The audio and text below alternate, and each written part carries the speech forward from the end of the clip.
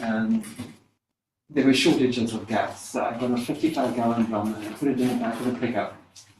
And I was traveling through the night. Can you guys share? Yeah, we can share. Just in case. We share a lot of other stuff too. Nobody else comes, then. So I started running out of fuel, and so I stopped and I started cycling into the gas tank. And because it was diesel, I just thought, oh, I might as well try it. And so I came out to get back into the truck. And there were two lions sitting in the road, maybe 50 feet in front of the truck, and I'd been out there like. Oops. That's why we That's turned you. it off. Because there's a delay. Now we're muted. Well, we're not muted here, but, and we're not muted there. But No? we're just, it's live streaming, but it just has a delay, so that's why it can't be here and there. I will keep my mouth shut. That's okay. Was he notified that he was going to have to come? I emailed him. Well, they knew, I mean, they set the date. But This has been an ongoing, I don't know if you know the background. I do. I It's do. been, this is the third time it's going around. Well, can I just say, if you look at the whole agenda, there's another one just like it, only different. Meaning the first item. Mhm. Completely moved in, but withdrew their application.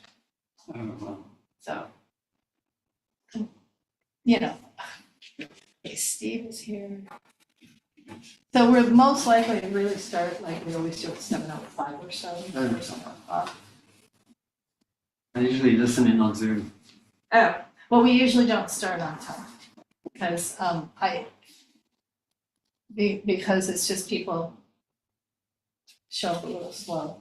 Yeah, including my co-chair, who is so darn busy. Do you know John Arnold? I'm not really know. Well, he is the co-chair. He is the principal of a major architecture firm.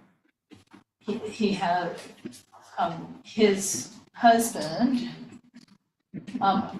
had a stroke, although he's recovering. But there's that. And then last year around this time, maybe a little earlier, he purchased the Paul Williams house over by UNNC, total ramshackle wreck. And, so it's like, there's a lot of balls up in the air. And so he's not been attending all of the meetings, but I don't really know what time. I mean, if he's coming, what time he's coming. Yeah. So I think he's not coming tonight. However, I do think Josh Pierce is coming tonight, and Teresa is coming tonight, and I don't see either of And them. Ed Saunders I was supposed to pick him up, but he called, he was still out, so he's gonna try to come shortly.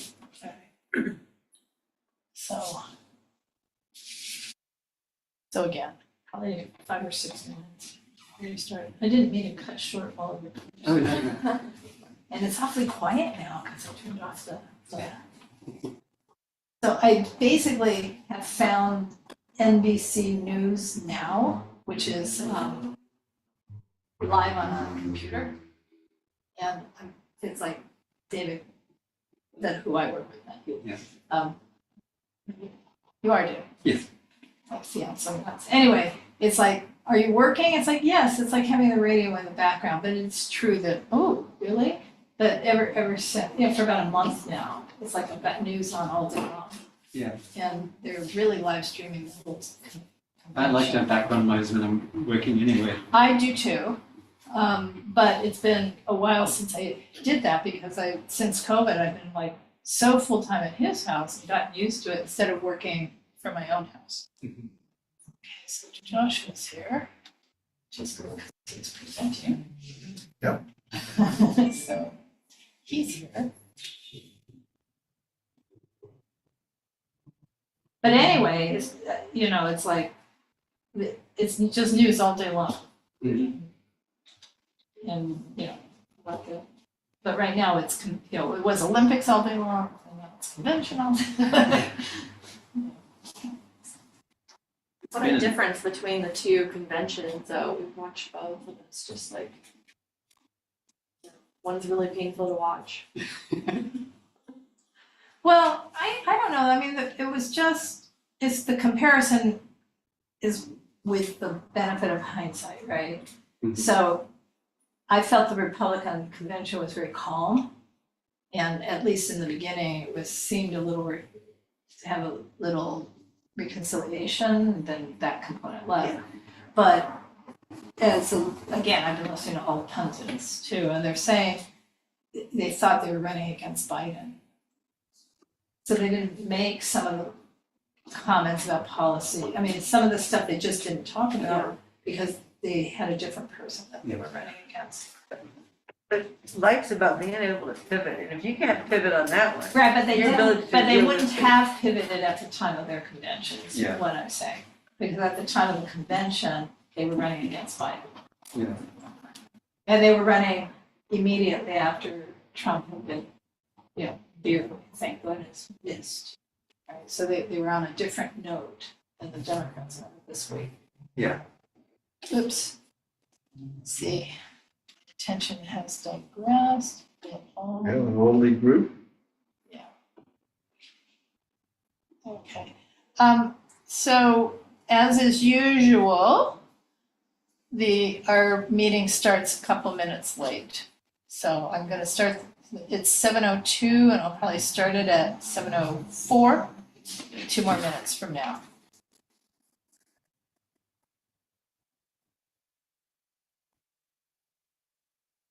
The driver. Yes, I hope he pulls over. No, he's driving. Hey, Joshua, are you on your way here? Or are you driving here or are you just driving? I think you muted him. I did not mute him. I can unmute him.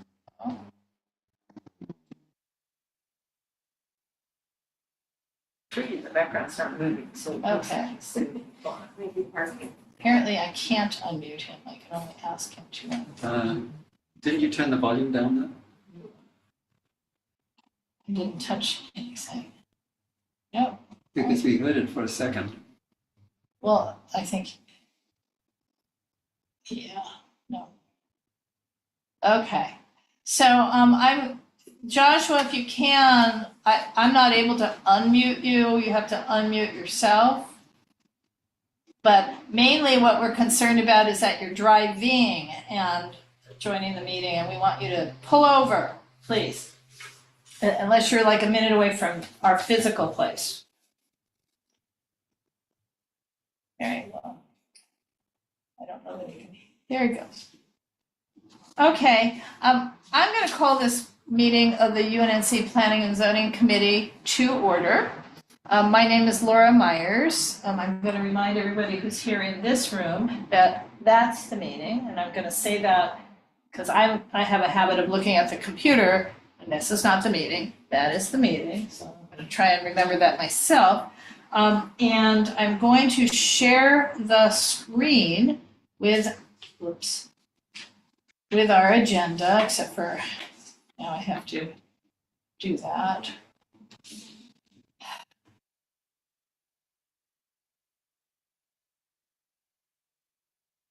And again, I apologize, as always, this technology, even though we've been using it now for years, but it's always just a teeny bit difficult to navigate.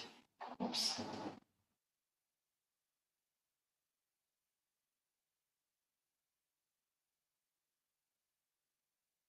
Have someone else doing this. Okay, so I'm going to share the agenda. Welcome everyone. It's called to order. Review some standing rules for how one participates in this committee. And we'll do introductions of each of us with voting affirmations and review the agenda. So really going to do this in the opposite order so I can get the agenda off the screen. So the agenda tonight is number one, this welcome and voting affirmations. 2, the general public comments on items not on tonight's agenda. 3 is an update on the case on Washington Boulevard involving Wilshire Toe. 4 is if we have it, if our applicant is, or if our person is here, a follow-up discussion. We will have a brief discussion if they're not here, but for the school that's operating at 4103 West Adams Boulevard at McCarty Church. And 5, we have a presentation tonight on an overview of the city's cannabis regulations and procedures. So I might bring the screen up again as we progress, but I'm going to turn it off right now and say again, welcome. And what we're going to do is everyone's going to introduce themselves and tell us if you are or are not a stakeholder and if you're planning to vote. So what is a UNNC stakeholder? It is someone who lives, works, attends school, attends church, owns a business, owns a property within the boundaries of UNNC and or participates in a community-based organizations, and that would be only a nonprofit, 501c3, which has a brick and mortar address within the UNNC boundaries. So if you participate in an organization that's not a 501c3, or if it arguably does not have any sort of address in UNNC's boundaries, then unfortunately you're not a stakeholder, even if you feel like you are, because the city council voted these rules in. So anyway, I'm Laura Myers. I live in Angeles Vista. I am on the board of UNNC, so I am a stakeholder, and I do intend to vote if there's anything to vote on tonight, which I'm not sure there is. And I'm going to go around the real room and then go around the Zoom room. So Ed Saunders, you introduce yourself and go through what I just did. Okay, my name is Ed Saunders. I live in UNNC parameters, Western Heights in particular. And I came for, Just say you're a stakeholder. yes, I'm a stakeholder. I'm Demetrius Paul. I live in Western Heights. Been for 35 years. I am a stakeholder and I intend to vote. My name is Chris Carlson. I live in Western Heights. I also have been a resident and a homeowner and also a property owner for some 35 years. I'm the area rep for Area 4, and I will be voting tonight. Hi, my name is Candace and I live in West Adams. I don't believe I'm a stakeholder. Oh, I am a stakeholder, isn't I? Sorry. Just in case we vote. What else do I need? Well, if there's something to vote on, do you intend to vote? Oh, yeah, I intend to vote if there's something. Sorry about this procedure. It was established by my co-chair. Oh. Okay. Hi, I'm David Murray. I live in the area and I'm a stakeholder, and yes, I would like to vote. Okay, I'm going to start with Steve Peckman, and I'm going to call on people based on what I see on the screen. So you may see a different screen, but Steve Peckman. I'm Steve Peckman. I'm a resident of Jefferson Park for about 20 years. I'm a stakeholder and I intend to vote if there's anything to vote on. Okay, and hopefully I'm pronouncing this right. Siobhan, did I do that right? Hold on, I just realized I was on mute. Hi, everybody. I'm Siobhan O'Neill Schwenk. I'm a new resident of Western Heights. I'm in the 2200 block. Hi, Demetrius. Hi, Christine. Hi. I'm new here. I don't know if I'm able to vote. You are? I am? Okay, so I guess I'll be voting. Okay, Donna Jones. Donna Jones, West Adams Avenues. I am a stakeholder, and if needed, I definitely will be voting. Okay, Derek Jaffa. Hello, I'm Derek Jaffa. I'm here just for one item which I was involved with at the previous meeting of the UNNC. I'm not a stakeholder and I will not be voting if there is a vote. Thank you. Joshua Pierce. Hi, good evening, Joshua Pierce, stakeholder, former resident, current property owner. I believe I'm recused from voting on one matter because of proximity to the location. Any other things that I am able to vote, I would love to vote. Okay, and I don't know who call-in user 1 is. Hello, everybody. This is Teresa Masonette. I represent the Avenues on the board, but I believe that I am ineligible to vote. I have been told that I cannot be identified on the Dunn website as a Planning and Land Use Committee member, and as such, I feel it would be inappropriate for me until I'm able to take the training to participate in any voting. Thank you. Okay. Can't you vote as a stakeholder and resident, and not as a Sure. board member? Of course you can. Good. I have been told that I am not an official Planning and Land Use Committee member based on being ineligible to be identified on the Planning and Land Use Dunn website, and it's because I have not taken the training. So until I take that training, I think it's inappropriate for me to vote. But none of us who are residents, non-board members, have taken any training, and we're all going to vote. Okay. I think the okay. training only applies to board members. Okay. Okay, thank you. Yeah, Okay. this is not an agenda item for discussion. We can get some further clarification at a future time. Basically, UNNC standing rules say that any stakeholder who is present at any committee meeting, any of our committees at UNNC, would be considered a member of the committee for the evening or daytime, I mean, for the duration of the meeting, and may participate fully, may make motions, may vote. Our vote is not a final decision, it is only a recommendation to the governing board. When we get to governing board, only governing board members may vote. So that is UNNC's bylaws, not bylaws, I'm sorry, standing rules. So, and tradition for 22 years. So Teresa, feel free to vote, feel free not to vote. There may be nothing to vote on tonight in any case, so moving on. Are there any general public comments on any item not on tonight's agenda? Any item in particular related to land use that is not on tonight's agenda? Raise your hand now if anybody has. So the only, really not related to land use, but the only announcement I want to make on behalf of all of us is that the annual Jazz Under the Stars on the Avenues is coming again over Labor Day weekend, Friday night, Saturday night, Sunday night. It's kind of the best community event ever.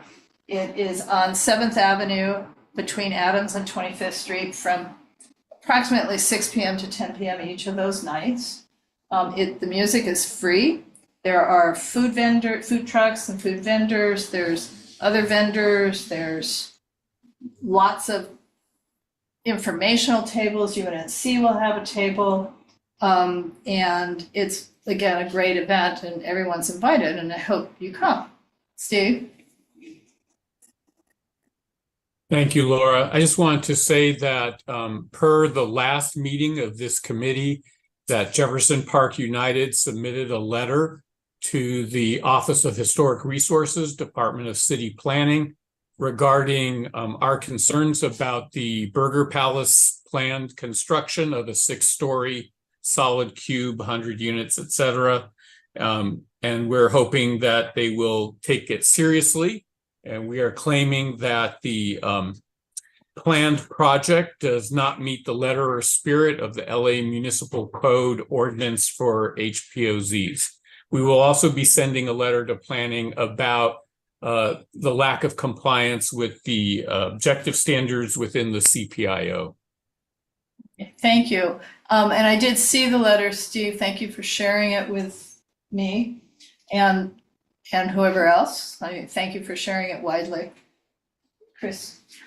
I'd like to advise the community that there have been a series of what appear to be arson fires along the 10 freeway on the north side. There were 2 last Thursday. There's been a prior almost somewhere between 12 to 20 of individual trees being torched, small piles of rubbish. It may or may not be related to the arson that set all the pallets on fire under the 10 and caused the 10 freeway to be damaged. But the last two were quite energetic. And so keep your eyes open. If you see smoke, if you're even, concerned, alert, call the city fire department to alert them. But, luckily there haven't been a lot of wind, and these things, even though the flames are almost as high as the freeway wall, they did not come over and ignite wooden houses. But we do live in a historic, predominantly wooden area, and so we have to be extra vigilant. This is all Caltrans easement property. Okay, Ed, I got a question. Is there any way that we can be proactive in what we're seeing happen? In terms of, we got street vendors, people who are, trying to find, soliciting, funds right at intersections coming off the freeway. We got all this overgrown vegetation near the freeways and in those whole areas there. And my question is whether or not there's some proactive way we can eliminate that activity and or keep, the fuel at a minimum so there won't be a problem. okay, Well, I have We the response to that, just very quick, FYI, because very- the public. put a request for a joint meeting with Caltrans and CD10 and the city and the community to see if we can come to some agreements how to go forward. Okay, Okay. I'm gonna call on Steve, who has his hand up. In response to Ed's important question, I would like to suggest when you have that meeting that Caltrans start thinking about drought tolerant and drought resistant plants rather than plants that require high levels of water, which they're not getting. Therefore, they're very dry and they're easily set afire. So I think that's a proactive thing we could do. The other thing we could do is go out there and dig up those plants that are there and install our own drought resistant gardens on the freeways. I don't think it's the fires are happening on the on-ramps and off-ramps. They're happening in the intersection in between the on-ramps and off-ramps. No doubt, no Yeah. doubt. Okay, guys, Okay. Okay, I think this is a great conversation. I'm gonna call on Donna. I'm gonna remind you what general public remarks are not supposed to be a discussion. I do think this conversation is triggering me thinking about suggesting to Grace and Karine to make this an agenda item for the Public Safety Committee, because it feels more on Right. there. And also, I'm just gonna break the rule I just said we have.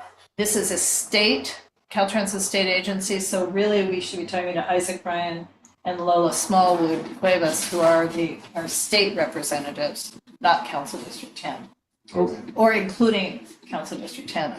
Donna? By the way, the governor came here and instructed the state employees to keep those areas clear. We no longer have to tolerate encampments on the sides of the freeway or under the freeways. He instructed them to remove it. Okay, so for all of these reasons, I'm gonna talk to Grace and Karine and see if they can schedule it for their next meeting. Let's have a robust discussion. Okay. Okay. Any other, not about this, general public comment? Okay, moving on then. The first item on the agenda after this is an update. I'm gonna reshare the screen.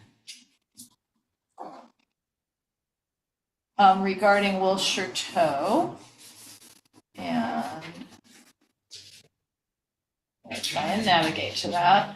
So, can those on Zoom, can you see the screen? Is the agenda back up on the screen? Okay, so I'm gonna do the normal, read the string. Case number is ZA 2014-4751 CU PA1. So that's a zoning administrator case dating from the year 2014.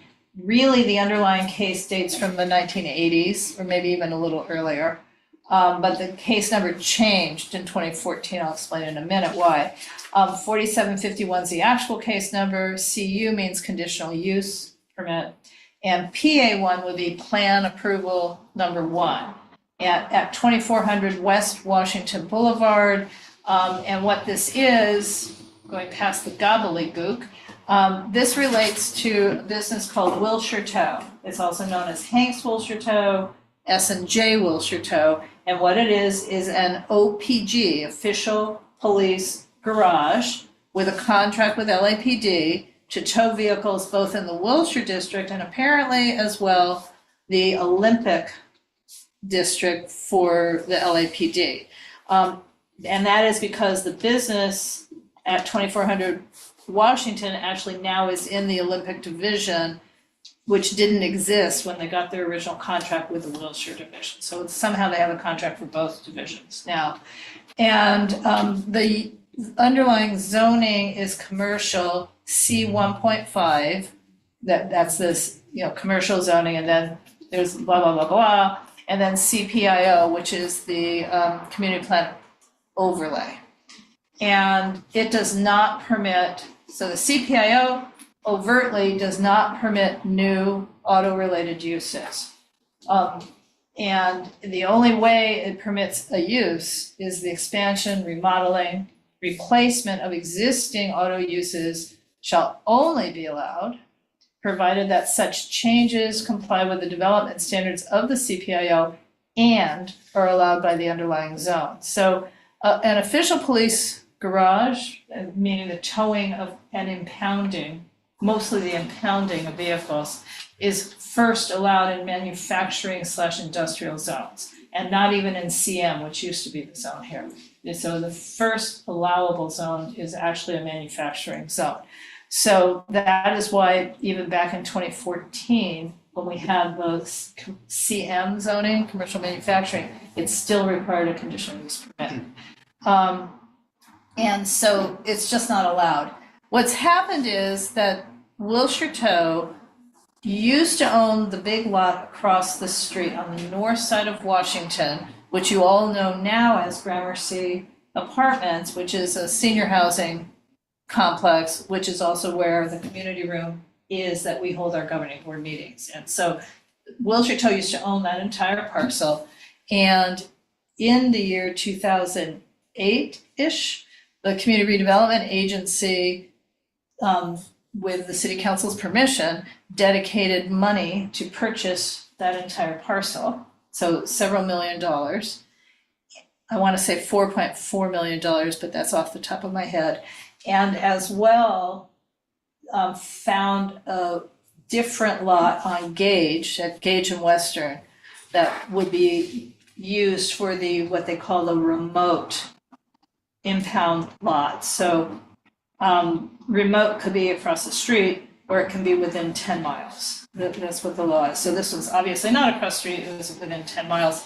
And so the function on Washington Boulevard, which remained at 2400 West Washington, were the main offices, the dispatch, and the storage of luxury vehicles, and the storage of vehicles that are under investigation related to other crimes, so that they needed to keep their eyes on them with more security. So that's what backs up to 20th Street and Western Heights.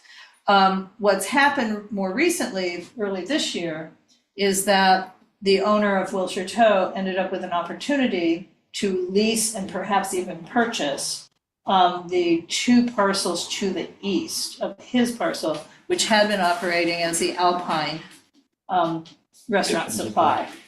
And so he simply moved in and then applied for a conditional use permit, plan approval 1, to add these lots. And as you can see in the description in the on the agenda, I don't think he would have gotten the approval, but in any case, on the morning of the hearing, the zoning administrator announced that the hearing would not be held because the applicant had withdrawn the application and without an explanation. So that is where we are. I'm going to take this chair down. They are operating. They did not have a hearing, so they weren't told yes, they weren't told no, they weren't told that it'll take a few months to make a decision, which is normal. There was no hearing. And the zoning administrator actually was kind enough to, I raised my virtual hand, and she actually called on me, even though there's no hearing, there was no reason for her to call on me, but she did. And I said, were you aware that they're already operating? They are already doing weekly auctions of impounded vehicles that have been given up. I mean, they're just operating. And she said, we were not aware of that. So I do not know.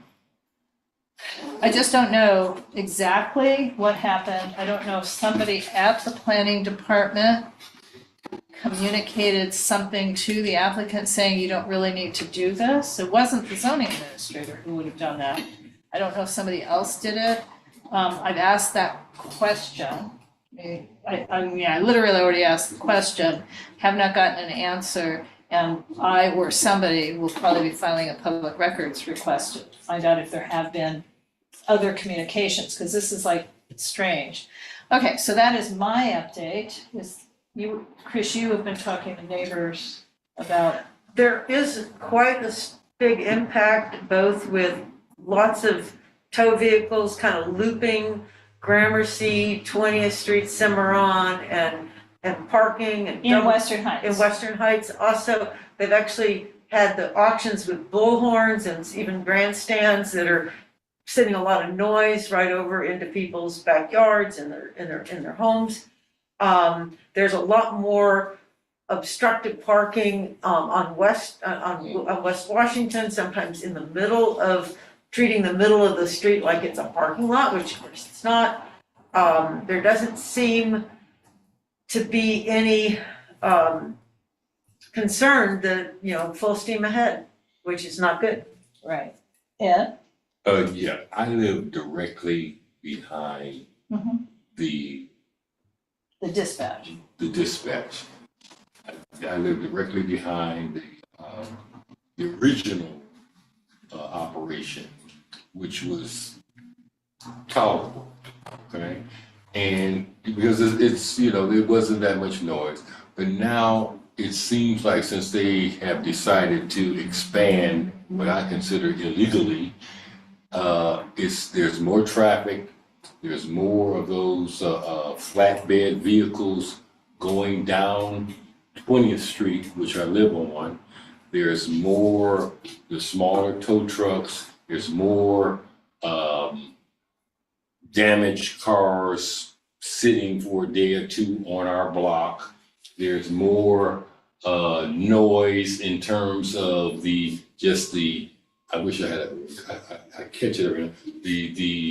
What happens is that the alarms go off. So the alarms are going off more frequently. You mean of the towed cars? Of the towed cars, we hear the alarms from the towed cars. We hear the clanking of the mechanics of moving the vehicles around. So, because what separates me, my backyard, is a brick wall. But I can hear all of the activity that's going on in that yard. And like I said, the original thing was tolerable. It wasn't that often, it wasn't that active, but now it's more of there's a constant, and I'm saying I have a sleep issue. So I'm up at 4 or 5 o'clock in the morning. So I hear this stuff. Sometimes it wakes me up. Okay, so I hear this stuff going on. And so this is why one of my other neighbors who did not make it, that also is being impacted by the additional activity since they decided to, expand and opportunity for however they managed to do it, and bring in more vehicles, more tow trucks, more flatbeds, more all of that. So this is what's happening. That's how it's impacting me. So I have personally also observed not just the vehicles parked down the middle of Washington Boulevard, but not vehicles alone, but the big Trailers. Well, like Pick Your Parts or companies like that, where they're going to be taking a bunch of cars with them. So they'll park in the middle, and then there might be 1 or 2 or 3 cars sitting in the middle waiting to be loaded onto that truck. But also Grace has told me on Wilton Place, she's now seeing people repair their cars. And I have also seen the utilization of Wilton Place for kind of a cut through to the major arteries. So all of these are, that what we're describing are conditions not to do. In the 2014 conditional use permit, it says, don't do this, don't do that, don't do this. And when the applicant was here, he said, oh, I have no control over what people do. And it's like, well, you have to have control. If you want to stay there. Well, you have to because your conditional use permit says you must. And that's regardless of whether you've expanded or not expanded. So, I do not know. The city planning has accepted the withdrawal. I mean, they acknowledged the withdrawal. The request was also to refund the money, the application money, and the letter from the planning department did not acknowledge that request. So I don't know what's going on with that. Well, I mean, I just don't know. I don't know what the standard procedure is. I mean, they got all the way to hearing, so obviously there's been some work on the part of city planning just to get to that point. But at this point, the community recourse, I think, is to ask to request a rescission hearing, like a nuisance abatement kind of rescission hearing. So in other words, write the zoning administrator, because they always reserve the right to require a plan approval. And so, Steve, you have your hand up. No, you don't have your hand up. You do. I do, but you should finish your thought. Oh, well, I mean, my thought is one thing UNNC could do is request that the zoning administrator, whether or not they want to refund the fees, they'd have to pay the fees back. But that the zoning administrator herself should initiate initiate the requirement to have a plan approval hearing, since this is clearly violating condition number 2 and condition 19. I mean, in other words, not just the behavior, but just the expansion without permission is violating condition number 2. Steve, So- go ahead.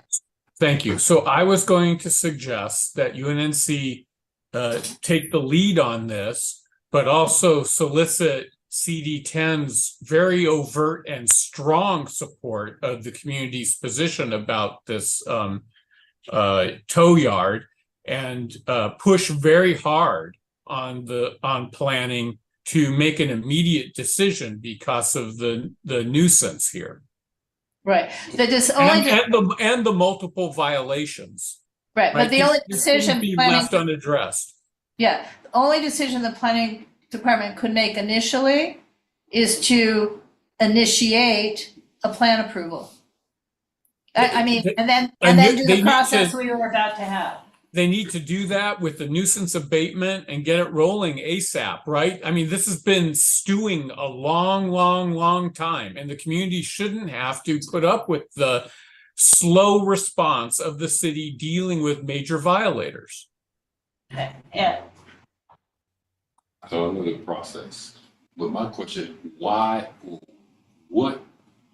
can't there be a cease and desist order initiated in some way, shape, or fashion? What would it take to get a cease and desist order on an illegal operation that is in not compliance with a current CPU?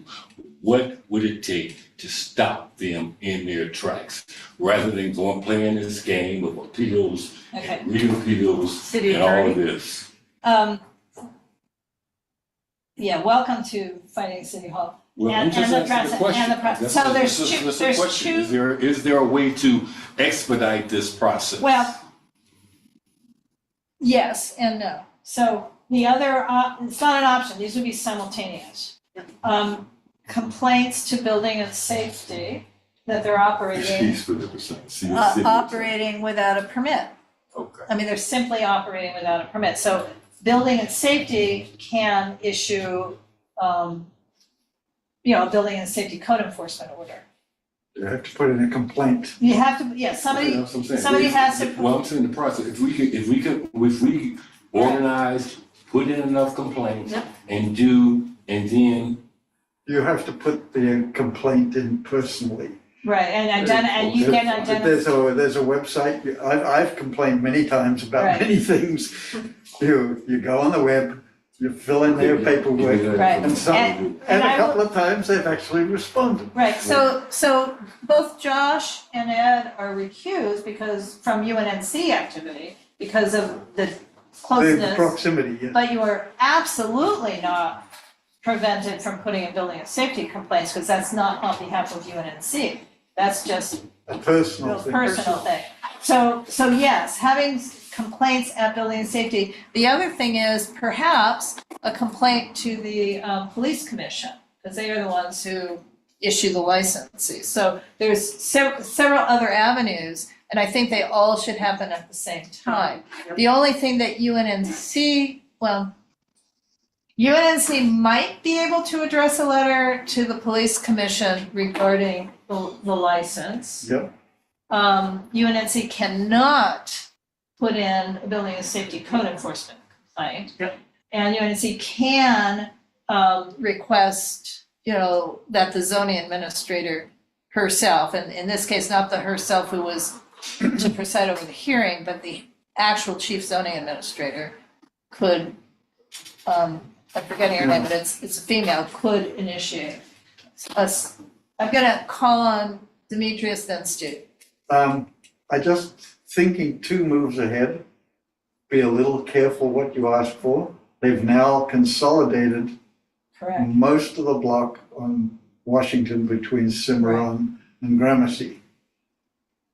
If they don't get their business going, they will sell it to a developer and you will have an 8-story building. Yes, but that, I suspect, well, first of all, they don't own, Wilshire Toad has not purchased the land. It's a lease. It's a lease. It's a lease, okay. It's a lease. It was, the property is or was for sale, but what Rick Reeves told us here a couple months ago is that he wasn't gonna purchase it until he knew that he could operate. Now, if somebody at the planning department said, oh, you know what, you can operate, then maybe he did. I hope he did not. It's nothing, I would never have wanted him to make a That's purchase. the first thing you do. But the reality, I would think most people on our governing board, I don't know about most people who live on 20th Street, but I think most people on our governing board would be happy to see a mixed use, affordable housing, or even market rate housing with retail on the floor, because that was the community vision to begin with. That's what the zoning is there. That's why we have a CPIO. We specifically changed the zoning from CM, which was a Q condition allowing no residential. We actually all got together and agreed that we would change the zoning to something that would promote residential and mixed use. So, 8 stories was probably nothing anyone envisioned. The CPIO is limited to 3 stories. If it's 100% affordable, the world is their oyster, you're right. But that's still gonna be, other than the nightmare of noise during construction, probably a preferred option.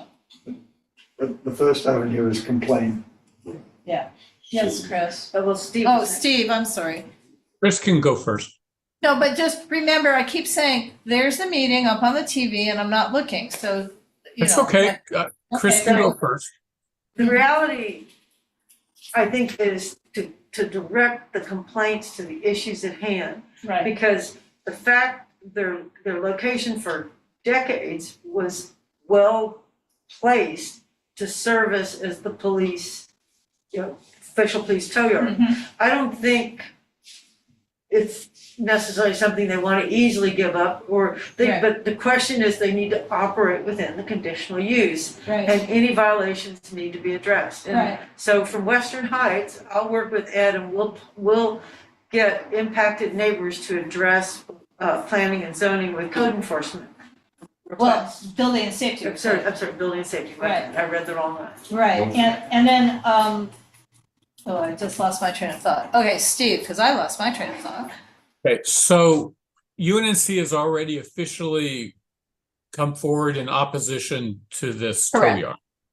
Right, Is there anything that this committee needs to do tonight regarding any of the concepts that have been put forward, like going to the that UNNC write a letter to the city attorney or to building and safety or to the police commission? Do we need a motion for that?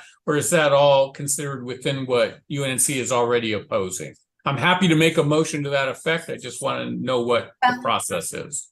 I actually, last night at executive, completely unrelated matter, but a question of, can in effect, the president or her designee write a letter of recommendation, a letter of support, just generically without going to the board? And Paula's strong preference is that we take these kind of requests to the board. Okay, so then I would like to make a motion that this committee strongly recommend to the governing board that this nuisance business be addressed immediately through any city channel that can help do it, right? Yep. So if it comes up that the police commission and building and safety and planning and the zoning administrator and the city attorney and the Pope all need to get a letter, then it's all within that. And I would also include in that motion that we solicit the very forward and vocal support of CD10. Okay. I second the motion. Okay, Chris seconds. Is there any further discussion on this? Because I like the idea of just being pre-authorized, that no matter who needs to get a letter, I would say said letters to be approved individually by the executive committee.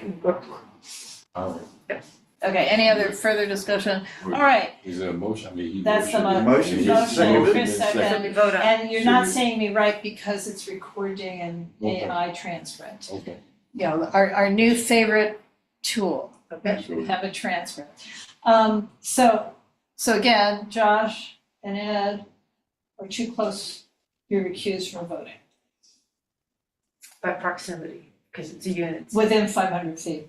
You're within 500 Seems feet. like that would be the most important. Yeah. I mean, Well, that makes yeah, no, but it's that makes not no our- common sense. Okay, not our rules, I'm that's just state saying it law, makes no common sense. but it's You state have law. the Yeah. power of your complaint directly to building and Right, safety. it frees you up to act as an individual in any manner that you wish. Yes. What rule restricts people who live in proximity to the site from not voting in this committee? I'm sorry, I never heard that before. Well, it's the ethics regulations, and it probably has to do with the Brown Act. If you're within 500 feet or have other conflict of interest. But is that ethics It's a related to board members or to community? Well, these It's two people, related to board members these are with two the board KMZ. members. Okay. I'm addressing Okay, two okay, board I got members. you. Oh, okay, thank you for that. Okay, yeah, that's, Yeah. Yes. okay, that's the. It's the board, they're both board members who I address. Okay. Like, in other words, I don't know where Siobhan lives, don't tell me, I got but she's not a Well, board. but in the future, I think it's important to say to say it out loud, that restriction applies to board members. Right, Because that will avoid confusion for the rest of us here who Correct. may live in proximity who want to Right. vote. Right, and in certain exceptional cases, there's a clause in the Brown Act that one can cite. Doesn't seem to be one of them really, or we can investigate that, but we can't investigate that in the next 2 seconds. Well, with that clarification, we have a motion on the floor. So let's call for the vote.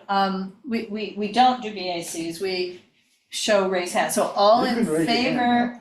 favor? We can't vote. Please don't. All in favor of the motion that we recommend to the governing board that it write any letter to any agency or individual where it's deemed And all. necessary Any and all. to help solve this problem. So all in favor, raise your hand, and my hand is up. And Donna's hand is up. Okay, let's take our hands down. Is anyone opposed? Donna, take your hand. Siobhan, take your hand down. Okay. I'm going Is to. Siobhan opposed or is her hand?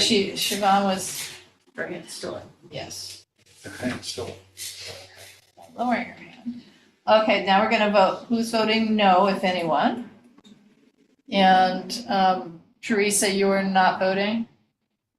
I am ineligible to vote because I am not an official member of the Plum Committee. All right. Okay, so motion passes. All right, let's move on to item 4. And Josh, we're gonna get to you, I promise. Item 4 is our, I'll call it an applicant, is not present, or, yeah.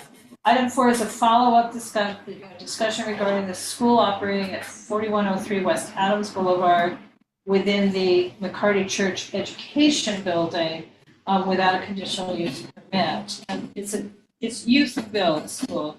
We met with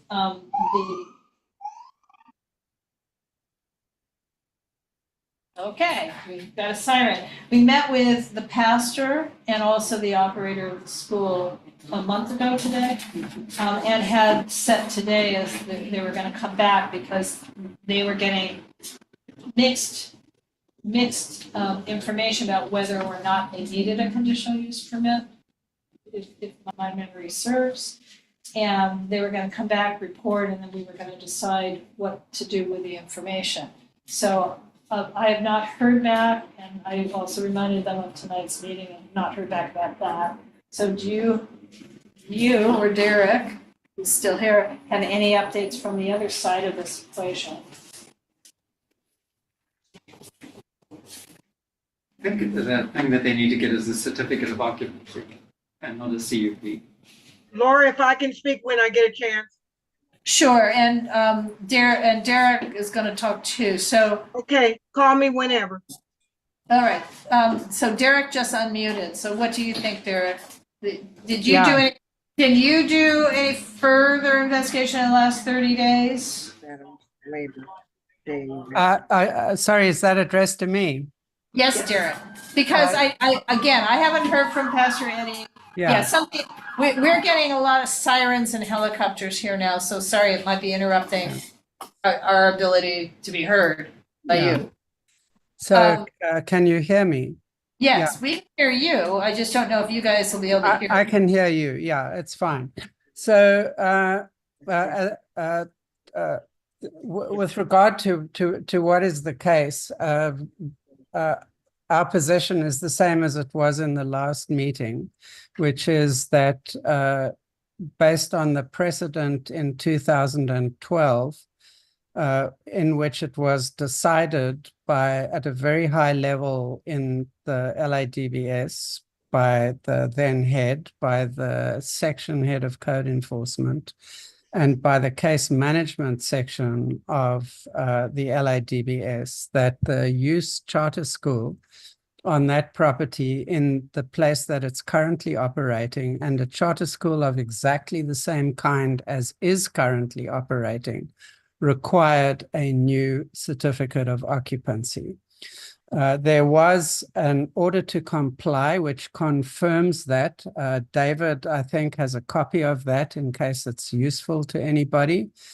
And I also gave David a copy of my correspondence at the time with Lincoln Lee, which was about a month before that order was issued, which sets out Lincoln Lee's position that, or not his position, but that they had determined that the use required a new certificate of occupancy, and for a change of use and occupancy, because neither the occupancy nor the use as currently on the certificate allows a school to be operated.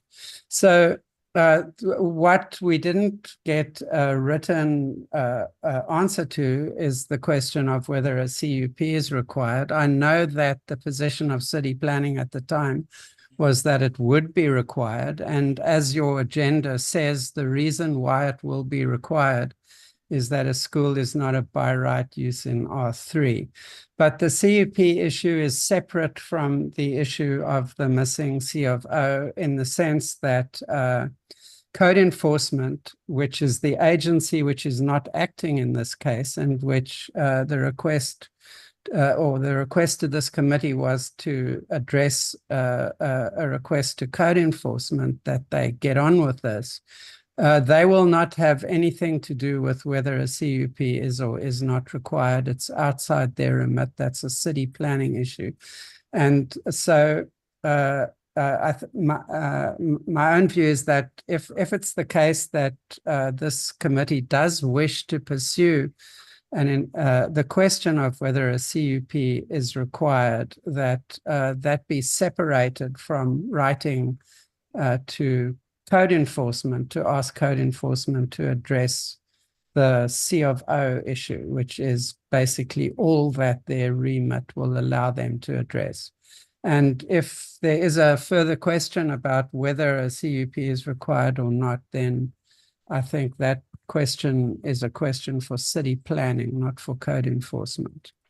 And the letter that I got from Lincoln Lee, which David has a copy of if anybody wants to look at, what he said in that letter basically was that they need a new CUP, and that he, as a representative of code enforcement, could not answer the question as to what type of discretionary permit city planning would require. So I think that basically the request is the same as it was at the last meeting. Code enforcement, as they did in 2012, has been sitting on this issue for, since early 2023, which is kind of what they did before. And they need to address this code enforcement, that is, in terms of the precedent that their own department has set for this exact same use in that exact same set of spaces in that exact same building. So to me, that's where this is. And since as I recall, the property owner and operator undertook to investigate this and to report back to this board. That's what this meeting was to be. That's what this meeting was to be. They are not here. So I presume that they either haven't done it or they don't like the answer they got. I don't know which is the case, but I think, and I'm speaking really for David, for my brother-in-law here, that the request would be that this committee now requests the UNNC to write the letter to code enforcement and ask them to deal with what is a long-standing. All right. I got the drift. I think we got the drift. So Donna, you had one thing, not one thing, you have. I said last time, it was decided. This doesn't need to be redecided. In fact, we are not even able to redecide. We're asking for enforcement of what was decided 11 years ago. Got it. And that's all. All right. So this is what I suggest, and Steve will grin if you were on the camera. So at our last meeting or the meeting before, I said, can some of you draft the letters so that we can take a drafted letter for the government, draft a letter not to the UNNC governing board, but draft the letter for the governing board to write, so that what we're voting on is the letter. So I don't expect that to be done in a vacuum, but I do expect that I just can't keep writing everybody's letters. So that, we could pass the motion here that this committee recommends that UNNC write a letter, but they're going to say, what does the letter say? So exactly what the agendas say, that this committee recommends that the governing board write a letter asking that LADBS expedite its inspections regarding a code enforcement complaint that dates all the way back to January 2023, and the letter should include the information in the Lincoln, the conversation between community member and Lincoln Building and Safety's Lincoln Lee. So incorporate that dialogue. And if someone wanted to make the motion, I just said out loud, somebody could say so moved. I'd like to make a motion for that. Okay. Was that Donna? That was It Donna. was. And then Ed, I think was a second. Okay. And Somebody was selling something out of the back of the car. There's 8 squads, aren't there? lovely. They're just Hopefully it wasn't the back of my locked in car, for a bit. which has no back window at the moment. No one thought it was my car. But anyway, it was moved by Donna and seconded by Ed that this committee will be recommending to the UNNC governing board what I said, and what Derek said, to write a letter that incorporates these elements. So is there any further discussion? Do we need to identify those who would put that letter template together? Not in the motion. Okay, no, I meant just in, We do, but let's see if the motion passes, Okay, which I think it would, but, let's take a vote. Again, what we're gonna do is raise your hand, virtual or on screen, if you're in favor of this motion, and I don't believe anyone's recused. Just one question. Oh, sure. Does the letter have to address the people that were here at the last meeting? It's not addressed to them. That's what I'm asking. No. Okay. I will share it. I mean, I'll let them know we're gonna have a meeting at governing. Okay, all in favor of this motion, my hand is up. Derek's not voting. I think, Siobhan, you're not voting? It's okay if you don't vote. Oh, she voted. Okay, so in favor, that's hands down, including virtual hands down. Is there anybody opposed to the motion? I don't know who Jana is. I didn't ask if Jana is a stakeholder. So Jana, are you not voting? Are you not a stakeholder? Wait, if Jana wants to introduce herself. Okay, and Teresa, you're not voting? I'm ineligible to vote because I am not on, allowed to be listed on the Planning and Land Use Done website. Okay, thank you. All right, motion passes. So who can do a draft of a letter? I will organize that. Okay, thank you. Thanks, Dave. And this is only about me realizing that Okay. when I'm responsible for writing every letter, I end up writing no letters. also it has some of the closest information feed Right, to the issue. but we're, so just run it, we'll work together. I just don't want to be responsible. So what we'll do is get that draft letter and post it in the agenda packet, and that way I can share it also with Pastor Eddie, so that they know, so there's no, we're not, No one's blindsided. exactly. I was trying to think of the way to say this that isn't the way I would normally say it. Okay, Josh, sorry, here we are. The next item is an overview of the city's cannabis regulations and procedures. Josh created a great outline. If you haven't gone onto the agenda packet, you can go do it afterwards. It's in the agenda packet. I'm gonna post it now, but it's a good document. And if you could introduce yourself, I'm gonna share. Oh, darn, did this again. I'm gonna share the document, but if you could tell everybody who you are and why it was I asked you to do this. Are you with us? He's muted. Uh-oh. So Josh, I cannot unmute you. You have to do it on. Okay, There you sorry, go. it takes the phone a few seconds. Very good.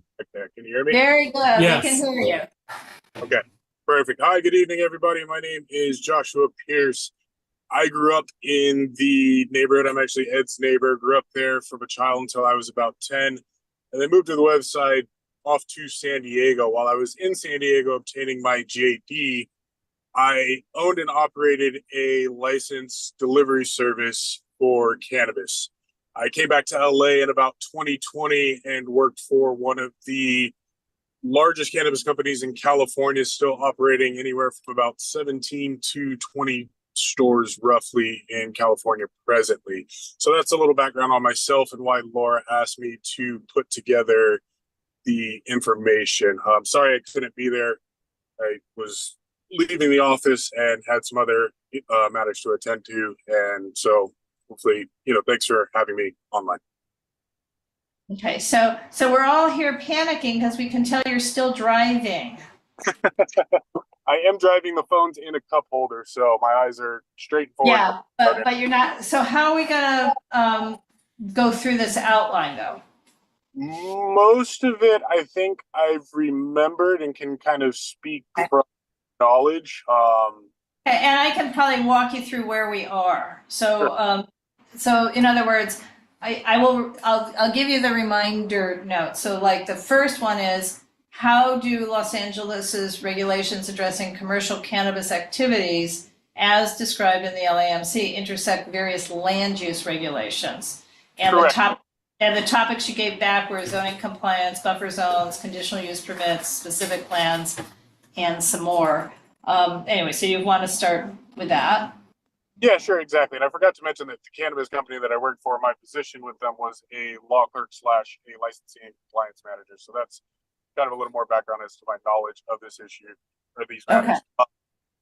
Specifically for zoning, most of that's going to be taken care of in the actual either preliminary or temporary application process. So while the land use and zoning issues do arise, all of the operators do go through a very strict and stringent process, making sure that the property that they select to operate out of, regardless of the license type that they're seeking, whether it be manufacturing, distribution, or retail storefront, are going to require them in the application process to submit a very detailed set of plans which outline the things that I included in that list, particularly the buffer zones and any of the other zoning restrictions for the area and use type are the most prevalent found in the applications. I've seen applications get rejected for simply being a quarter of an inch off in the scaling when submitting the plans, and the city does take this very seriously to ensure that the safety regulations and some of the other social considerations are being adhered to when allowing these guys to operate. Okay, so let me ask, buffer zones, and Steve has his hand up too, so I'll call and say, buffer zones, you said the standard buffer is typically 600 feet, and the LAMC mandates a buffer zone between cannabis businesses and not just schools and parks, but also residential areas. So throughout our area, we have essentially stripped commercial, and the zoning allows, any C zone allows a cannabis business, but it's always immediately adjacent to residential. So when would a buffer zone apply?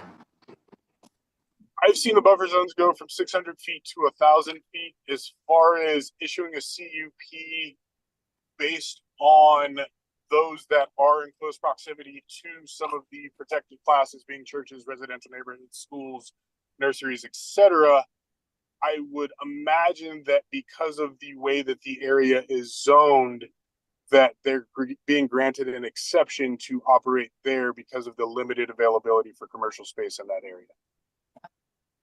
Steve, you have a question before we move on? So Josh, Yes, so I have a similar question as Laura. Could you just repeat the last part of your answer again about residential? I'm sorry, I missed it. So with respect to residential, I couldn't be too dispositive unless I exactly saw, the zoning map in the different areas. But my presumption is that that area is zoned in such a way, whether it be commercial or light industrial or something of that manner, that there are residences nearby the zone, but because of the limited commercial space, they've been granted an exception and issued the CUP to operate in that location. I see. Thank you. That's really helpful, actually, for my question, which is, you grew up here, and do you live here again now, or are you in San Diego? No, I'm in Redondo Beach, Torrance area. Oh, okay. Well, anyway. But Steve, he owns a house on 20th Street. Okay, you own a house and you grew up here. Landscape hasn't changed that much. You know that our commercial zones are pretty much mixed use. Correct. Right, and there are apartments and houses blended in with commercial, and then oftentimes commercial and residential abut each other from the rear, right? So you'll have residences right behind commercial, especially single family residences. And so my question, kind of similar to what you were just talking about, is, so does the zoning administrator take that into account when thinking about residential restrictions? And is it a balance between whether an area is in need of a cannabis distributor? I'm kind of confused as to how in a geographic and zoned area like our own, how this would play out from your point of view. That's a great question. And I I hate to be cavalier with the response, but some of that goes deeper into the overall licensing experience, at least from my, personal interactions. I think that, the nuisance issue is a common one when considering, where they're going to allow a dispensary, and especially in situations like you just mentioned where somebody's abutting, a commercial zone with their residents. You know, Unfortunately, politics are what politics are, and I think that's the most polite way of saying, that there definitely are conversations and considerations had, but at the end of the day, cannabis in California has become very large and a huge source of income, and so the green rush has unfortunately created some, disparaging processes that have, possibly skirted the considerations that you're speaking of. Right, and Steve, if I may jump in, I was trying to figure out whether, to what extent the planning department or the zoning administrator has any involvement, and this cannabis is not regulated by the planning department. It's what department does regulate it? Is it? If under zoning regulations, why wouldn't the planning department be involved? From my experience, these guys hire a third-party company to do the application reviews, at least for those cities that are voting for this manner of application reviews, so that the city, quote unquote, remains fair and impartial.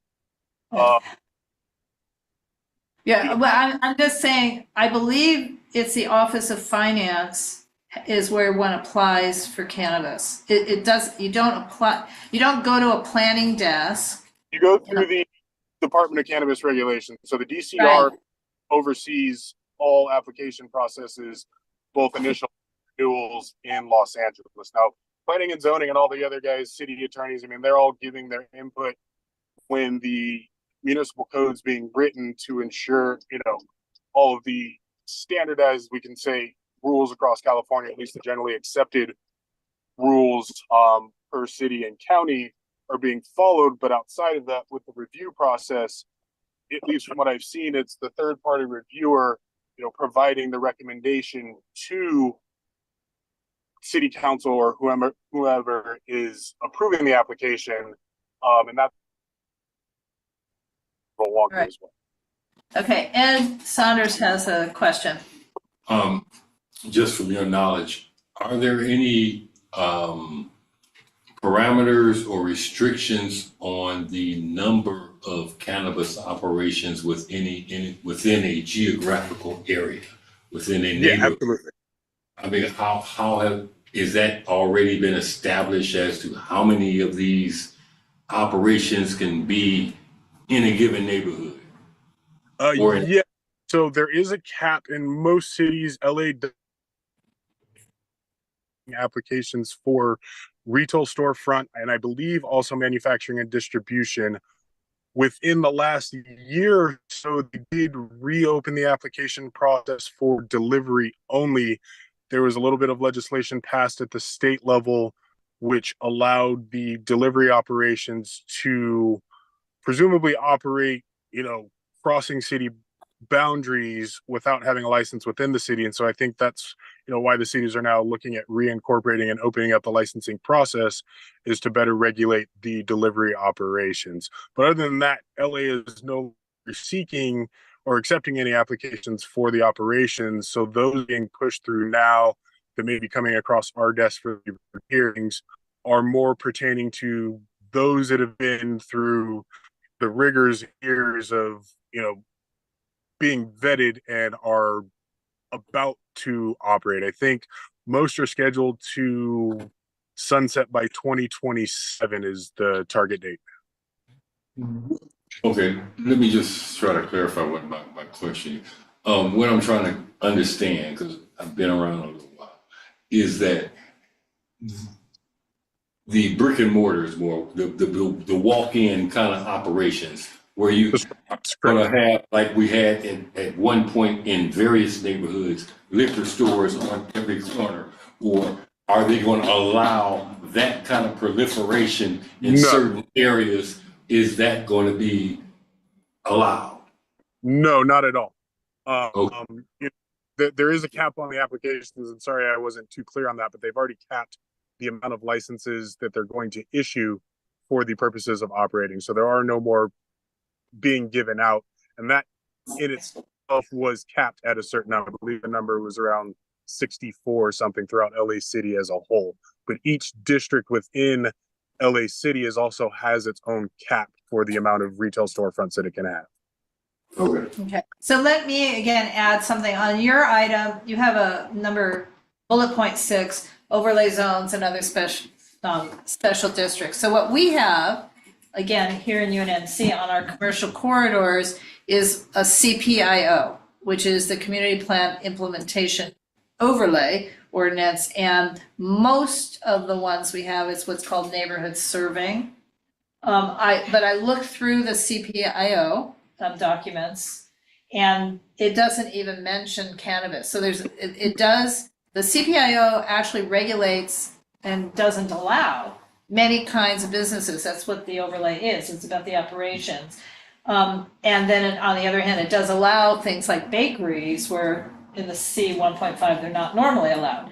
But it didn't even mention cannabis, and I think that's because this was written in 2017 and adopted in 2018, and I'm guessing most of the cannabis regulations happened after that. So our CPIO does not regulate it, period. That's the bottom line. So unlike liquor stores or auto-related uses. And then the HPOZs, I don't think, I mean, Steve, you could correct me, but I don't think the HPOZs talk about operations and programs of any sort. Not operations and programs, but signage and things like that could be an issue. But right. they wouldn't be able to stop a cannabis dispensary in the neighborhood, but they could change what it looks like. Exactly. So for our area, we don't have specific restrictions. We have whatever's in the municipal code, but we don't have anything extra. That may not be the same truth for other communities, but we just don't have anything. So the next question was, do neighborhood residents have the ability to influence the location of cannabis businesses? And you wrote the answer, Josh, was under certain circumstances, such as if there's an undue concentration within a community plan area. So the South LA and the West Adams, Baldwin Hills, Leimert community plans, which are R2 plans, are huge. So using the community plan as a basis for undue concentration would be very difficult. Because we have 38,000 parcels in the South LA community plan. Not here in UNNC, but the whole of South LA, the community plan area has 38,000 parcels. And if there's only 640 locations allowed in the entire city, South LA is unlikely to have. I thought he said 64. Or 64. Well, whether it's 64 or 640, that it'd be hard to find an undue concentration likely, even though we feel like in Jefferson Park, there is a lot of them, right? That's the point. Right, so I don't know. I mean, Did you say a lot of them? Well, we hear complaints from Jefferson Park in particular, Steve. Every time I spot one, the police go in and barricade Right. through the door, and that's it. Yes, Steve's got his hand up. I think the Jefferson Park dispensaries have been illegal, so they haven't been licensed to date. But I guess I have a different question for Joshua, which is, I just want to make sure. It seems to me the neighborhood council should be informed when a dispensary wants to open. And from your point of view, what would be the process for the neighborhood council to be informed and then weigh in on someone trying to open a dispensary? Is there a process for that? Yes, there is. It is a requirement. I think I highlighted on this outline. Yeah, I'm moving, scrolling down. Okay, there we go. I don't know how to raise my hand, but I'd like to put make a comment. Sure. In a moment. Yeah, absolutely. Let's, but if we can all take a moment to read what's on the screen, because Josh, just take a moment. Oh, put on your glasses. I can't even see with the glasses. Okay, so sorry. I'll try and make it a little larger. There we go.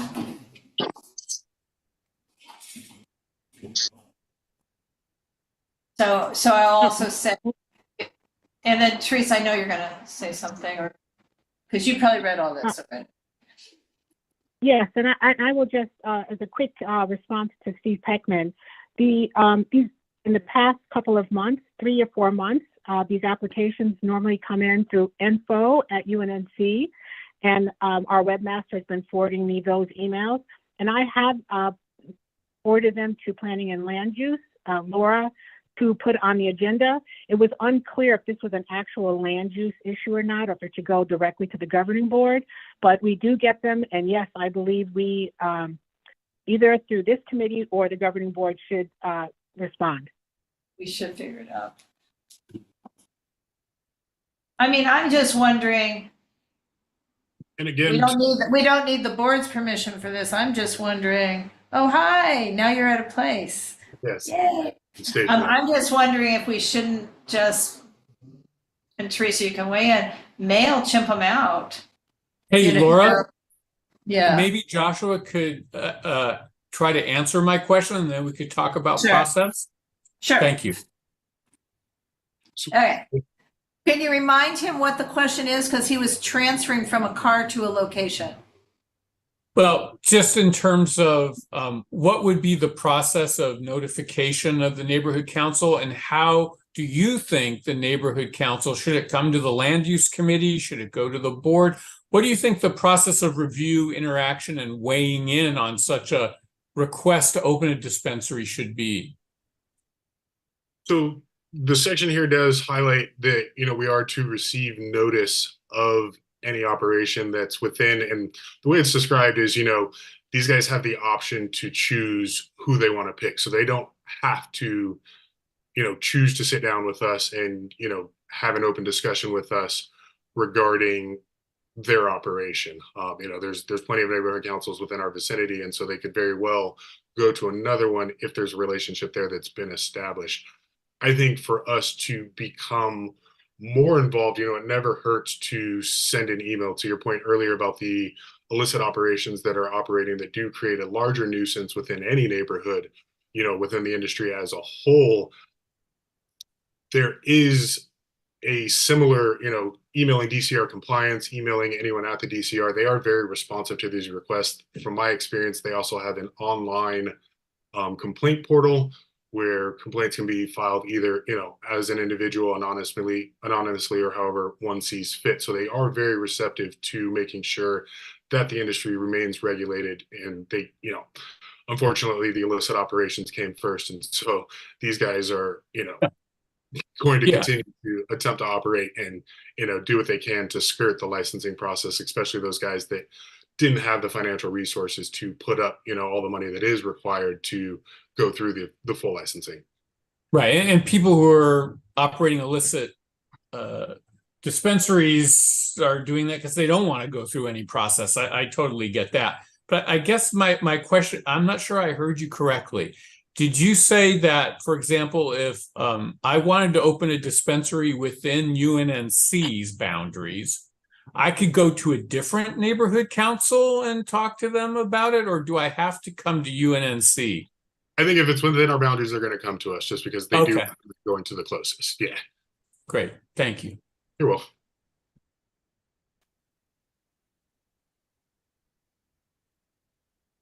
Looks like our chair ran away. This I've never seen that before, but it's curious. We have police activity on the street, so that show curiosity or her concern about her own vehicle. She took off. And I told you. She decided to walk the streets. Okay. So, where we at? I could go out and check and tell. Steve, you're naughty. So, I guess, where we at? Josh, is that it, or are we moving on? I don't know if anyone else has any other questions. I'm happy to answer them. You can feel free to reach out to me Yeah, I'll reach out to you. I got some questions, but I don't want to belabor this meeting. What is, That was really helpful. I was one of the people who had a number of questions in the last meeting. And I think your outline and your ability to answer the questions live tonight has been really, really helpful. So thank you. Oh, thank you, Steve. I appreciate it. One last thing, if you could, I don't know, I guess, do we get a copy of this outline? Where is it? It's in the agenda? you I think it's attached to the You agenda. can open the agenda package and you'll see it. Okay. Yeah, I just wanted to go through this in depth and really understand what you bullet point and everything. Yeah, no, absolutely. I tried to not go too far down the rabbit hole. There is a, Yeah. you know, the amount of information they provide is pretty voluminous, so it's hard to condense it into a short. Right, I understand. Okay. And if I could just jump in, I would also like to say thank you very much, Josh. This was very informative. And I'm not sure, were you able to answer Steve's question? Do you think this is something that should come to planning, or should we have another committee that meets quarterly to address these notices as they come in, or should it go to governing board? I think Chris Carlson said she'd like for it to come to governing board, or maybe have you do a presentation at governing board. What are your thoughts on that? You know, I think that planning or this committee is definitely apropos for the type of issues that would arise. You know, as far as presenting to governing board as well, I have, you know, no problem doing that. I'm happy to, you know, present the information to as many people as we can. This is, you know, a hot button item for me. And although I did work on the owner operator side, I am very, especially with respect to our neighborhood, you know, invested in making sure that the social equity portions, the community responsibility and safety issues are being adhered to, you know, because it is, you know, like you said, Steve, the neighborhood that I grew up in, I still have, you know, extremely invested in what happens here. And I don't want to see a huge billionaire commercial conglomerate come in and not be responsible either socially or fiscally with respect to our community. I think it's in the best interest of the cannabis folks to think about just those things that you said, Joshua, because that's how you earn the trust of the community, right? And garner community support. So I think you're right on in your approach. And I will also add that Dolores at the last meeting had a comment about safety and security, and I'm not sure if it was an illegal facility or not, but that there had been some issues. So maybe this would be, you know, in the future, she might have some further insight for this topic. Yeah, absolutely. They do have a portion of the application process is related to their safety plan, both internally and externally for the community. So that's definitely, you know, something that if these guys are coming to our table, that I would ask them to bring with them is a copy of, you know, that safety plan to highlight how they intend to adhere to the promises they made during the application. So I have a question. Oh, sure. Can I ask Teresa a question? Yeah, Oh, sure. sorry. And I'm sorry, everybody. I walked out because the police incident almost involved my car. I had to move it out of the way. So that's why I walked out, and I'm back. Teresa, I know that lately UNNC received a couple of applications, and they were emailed to the info, and it was forwarded to you. But it's only been recent that you've been the one getting those. So is it possible that we've gotten them over the years and just never knew it? That it was just kind of falling into a dead email? Because these are the only two I'm aware of. Well, for the past few years, since I've been working with the web group, they occasionally send me things that come in through info, but I would say that most of these come in through president or through planning.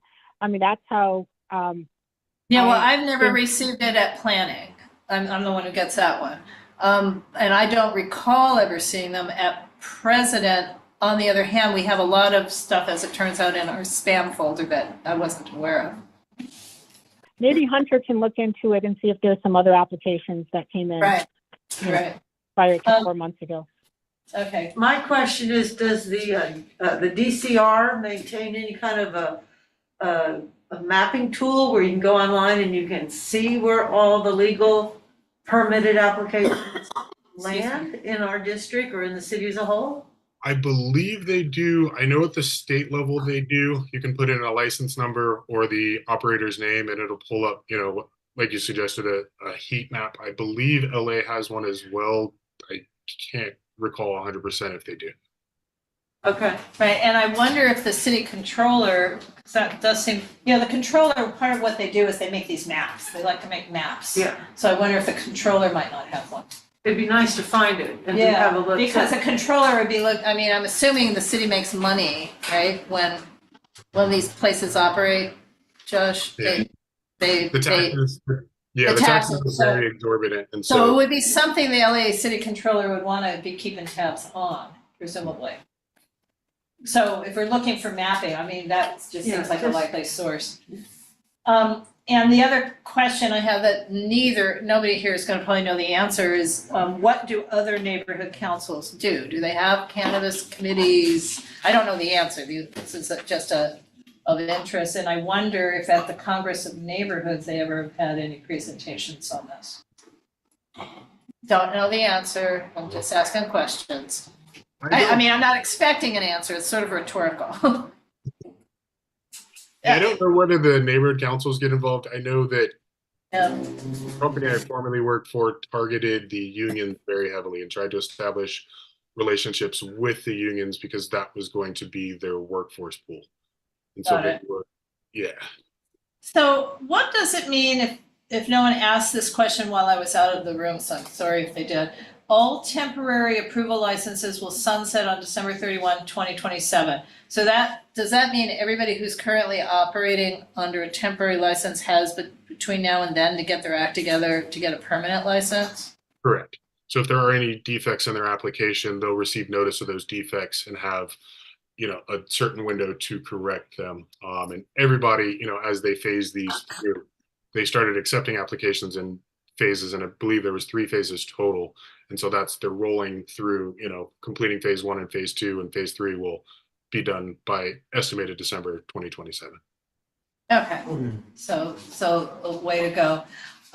It would be not impossible to figure out how many cannabis operations are within UNNC, because it would just be a matter of kind of taking a stroll. Could be a stroll on a bike, could be by foot, could be by car with 2 people, and just mapping it, putting it on a Google map. And I did find on the DCR's website a retail and pending locations map, so they are. Oh, even better. Right, so it'd be interesting to make a UNNC map, because it would just be Pico, Venice, Washington, it would just be our commercial corridors. We don't have that many And then commercial corridors. Southwest has the other one with all of the illegal. Well, no, I'm just saying Jefferson, maybe Expo, but I think much of Expo in our area is probably residential, not completely. But I mean, it would not be an overwhelming task to identify the legal, the cannabis operations, and then figure out which ones overlap the map that does exist and make sure they're all legal. We could do it. They do list it. Yeah, it's listed. We mapped trees, and there's a lot more trees than there are cannabis operations. Okay, all right. Are there any other questions? I'm going to take down the share at this point. So again, this is up in our agenda packet, which is the Google Drive that you see on the agenda itself. If anyone wants to download this lovely presentation, it's there. And we don't have very many people left because they're watching the convention, no doubt. So that's what we're all Joshua, eager to thank you do. very much. Thank you very much. Thank you for coming. Thank you. Come back. Thank you. All right, we can. And we're gonna go. Quick, last thing on the agenda is if there is any follow-up to previous cases, there's not a no, there's one thing. The hearing for 1848 and all other hearings were canceled for yesterday, August 20th, because the Planning and Land Use Management Committee at City Council was canceled, guessing they're in Chicago. And good night on that note. All right. Thank you.